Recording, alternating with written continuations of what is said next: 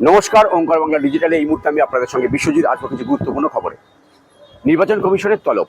বুধবার সকালেই দিল্লি গেলেন মুখ্য সচিব মনোজ পন্ত।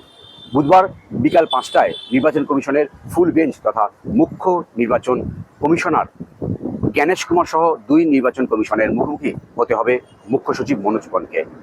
4 জন অফিসার সহ 5 জনকে সাসপেন্ড করা এবং তাদের বিরুদ্ধে এফআইআর করার জন্য জাতীয় নির্বাচন কমিশন দুবার চিঠি দেয় রাজ্যের মুখ্য সচিবকে।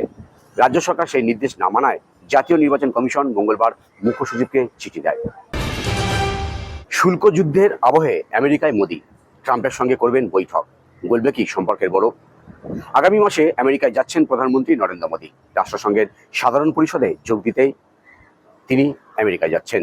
কিন্তু এরই পাশাপাশি পরিকল্পনা রয়েছে মার্কিন প্রেসিডেন্ট ডোনাল্ড ট্রাম্পের সঙ্গে দ্বিপাক্ষিক বৈঠক করবেন। এই ধরনের আরও গুরুত্বপূর্ণ খবর পেতে অবশ্যই করে আপনার চোখ রাখুন ওঙ্কার বাংলা ডিজিটাল।